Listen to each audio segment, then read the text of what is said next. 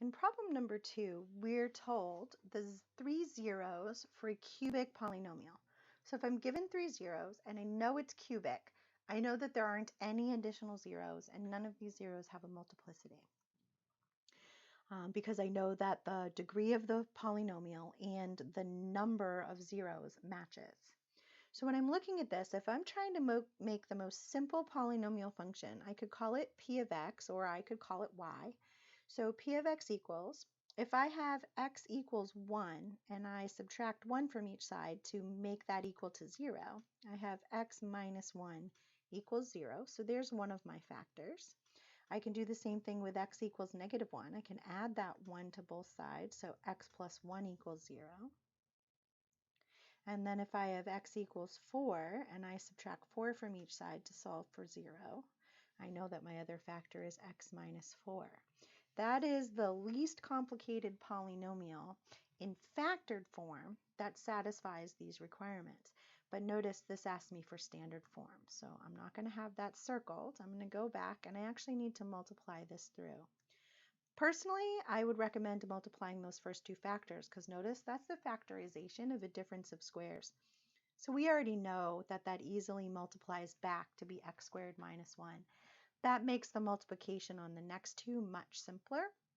We're going to have x cubed minus 4x squared minus x plus 4. That's our polynomial in standard form, and that's the least complicated answer we could give. If you came in and multiplied that by any constant, you would also have a correct answer, but this is the least complicated way to answer. And remember the second part of the question, we would need to put that in writing if this was on a test. How do you know that this polynomial will not have any multiplicities? Since there are 3 zeros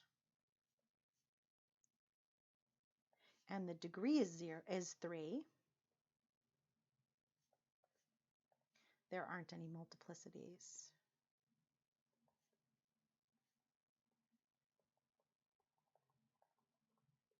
If the number of zeros had been less than whatever the degree of the polynomial was, we would know that either they hadn't told us all the zeros or there must be a multiplicity on one of those zeros. Taking a look at problem number 3, it says x cubed minus 6x squared plus 9x is our polynomial in standard form. When they ask us for the zeros, we can't answer without factoring. So step 1 is going to be to factor this polynomial. Right away, we see that there's a GCF. So I've got f of x equals, if I factor out the GCF of x, I'm left with x squared minus 6x plus 9. And I get really suspicious when I see it starting with a square and ending with a square. So if I check that real quick, the square root of x squared is x. The square root of 9 is either 3 or negative 3. I can see my middle term is negative, so I'm going to guess a negative 3. If I multiply those two things together, negative 3 times x is negative 3x, and double it, I do get negative 6x. So that happens to have been a perfect square trinomial, so there's my factorization. Once I've factored, I can now say what the zeros are. I can see that the zeros are x equals 0 from the factor of x and x equals positive 3 from the factor of x minus 3. So those are the two zeros for the polynomial. We're then asked what are the multiplicities. Well, notice we have this power of 2. That means that factor is repeated and there's basically a bounce off the x-axis at the 0 of 3. So 0, you can either say it doesn't have a multiplicity or you can say that 0 has a multiplicity of 1 because the factor only occurs once, whereas 3 has a multiplicity of 2 because the factor occurs twice. Then we're asked, how does the graph behave at these zeros? Well, I sort of mentioned this before. So at 0, the graph passes through the x-axis.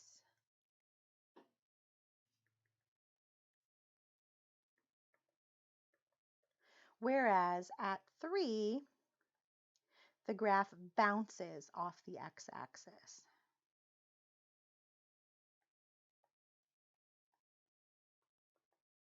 In other words, that part of the graph basically looks like a tiny parabola.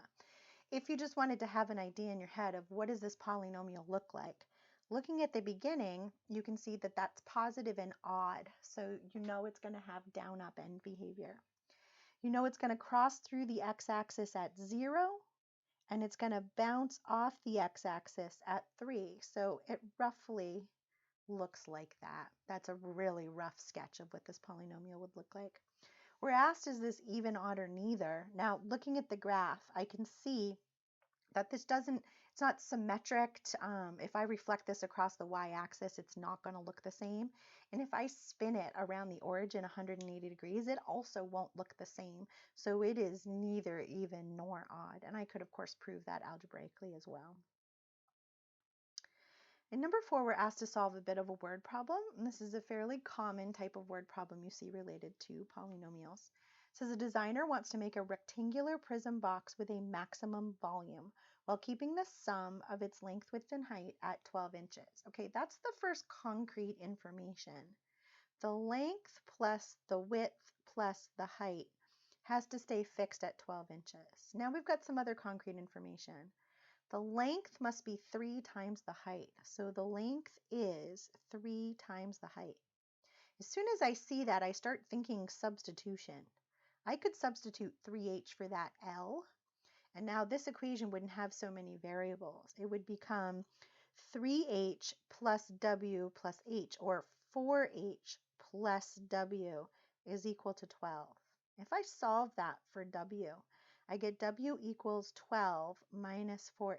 So notice I have w in terms of h, I have L in terms of h, and then of course h can be described just using h. So I have a way of describing all 3 dimensions of this rectangular prism using h. So I have a height of h, I have a length of 3h, and I have a width of 12 minus 4h. That's one of the keys to these types of problems. I can't have too many variables in my polynomial. I just need one input and one output.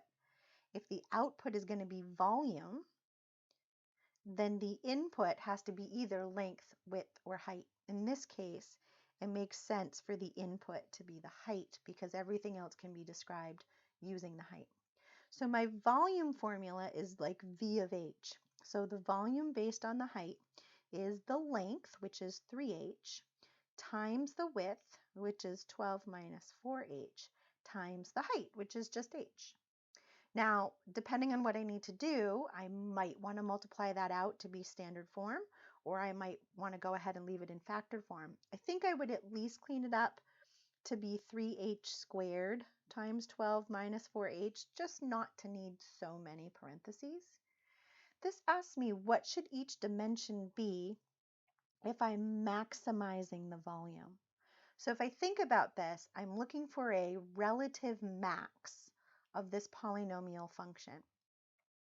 I'm probably going to need a calculator in order to do that because we don't know how to calculate the maximum of a cubic function without using a calculator. So we're going to go into our calculator.